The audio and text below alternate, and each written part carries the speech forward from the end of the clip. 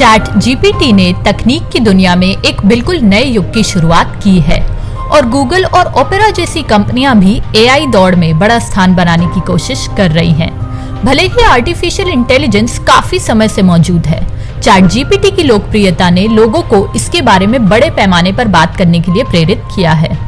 निबंध लिखने के लिए इसका उपयोग करने वाले छात्रों से लेकर विभिन्न संकेतों को दर्ज करके वीडियो स्क्रिप्ट तैयार करने वाले सामग्री रचनाकारों तक चैट जीपीटी का व्यापक रूप से उपयोग किया गया है। एआई चैटबॉट का एक प्रीमियम संस्करण भी हाल ही में लॉन्च किया गया था। हालांकि उपयोगकर्ता ओपन एआई की वेबसाइट पर जाकर और लॉगिन करके भी भुगतान किए गए संस्करण तक पहुंच सकते हैं। चैट जीपीटी के बारे में इतनी सारी चर्चा के साथ आइए इसके पीछे के व्यक्ति सैम ऑल्टमैन पर एक नजर डालें। ओपन एआई के सीईओ होने के नाते सैम ने 2015 में इलॉन मस्क के साथ कंपनी की सह स्थापना की। छोटी उम्र से ही प्रौद्योगिकी के प्रति जुनूनी द न्यूयॉर्कर में 2016 के एक लेख के अनुसार सैम को प्रौद्योगिकी के प्रति शुरुआती जुनून था और उसने 8 साल की उम्र में प्रोग्रामिंग शुरू कर दी थी।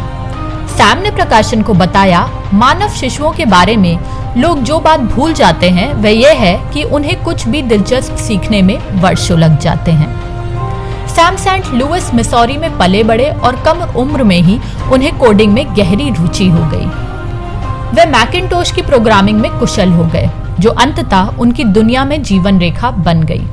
द न्यूयॉर्कर के साथ एक साक्षात्कार में उन्होंने कहा, मिडवेस्ट में 2000 की आबादी में समलैंगिक के रूप में बड़ा होना सबसे आश्चर्यजनक बात नहीं थी और AOL चैट रूम ढूंढना परिवर्तनकारी था। जब आप 11 या 12 वर्ष के होते हैं तो रहस्य खराब होते हैं। स्टैनफोर्ड विश्वविद्यालय में कंप्यूटर विज्ञान का अध्ययन करने के बाद सैम ने 2 दोस्तों के साथ लूप्ट पर काम करने के लिए कॉलेज छोड़ दिया। ये एक ऐप है जो दोस्तों को अपना स्थान साझा करने की अनुमति देता था। बाद में उन्होंने कंपनी को 43 मिलियन अमेरिकी डॉलर में बेच दिया।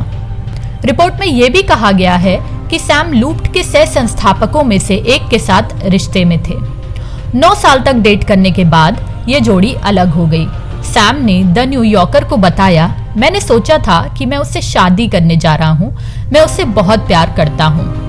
लूप्ट को बेचने के बाद सैम ने हाइड्राजिन कैपिटल की स्थापना की और अंततः 2014 में पॉल ग्राहम के बाद वाई कॉम्बिनेटर के अध्यक्ष बने। वाई कॉम्बिनेटर एयरबीएनबी, रेडिट, कोरा और ट्विच जैसी कंपनियों के लिए शुरुआती बिंदु रहा है। 2014 में उन्होंने प्रतिष्ठित स्टैनफोर्ड यूनिवर्सिटी में भी व्याख्यान दिया था।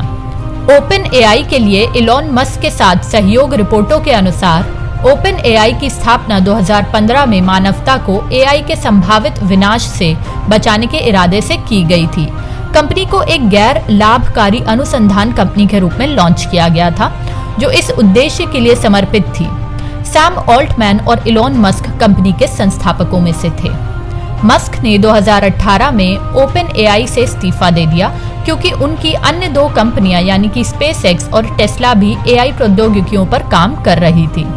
2019 में ओपन एआई ने खुद को लाभकारी कंपनी घोषित किया और माइक्रोसॉफ्ट और अन्य बड़े निगमों के साथ साझेदारी की। माइक्रोसॉफ्ट ने हाल ही में ओपन एआई के साथ अपनी साझेदारी को मजबूत किया और एक प्रेस विज्ञप्ति में इसका खुलासा किया गया। ओपन एआई ने अपनी स्थापना के बाद से चैट जीपीटी और डेली जैसे कई एआई टूल विकसित किए हैं। दोनों आज काफी लोकप्रिय हैं और दुनिया भर में इस्तेमाल किए जा रहे हैं। हम आशा करते हैं कि ये वीडियो आपको पसंद आई होगी। धन्यवाद।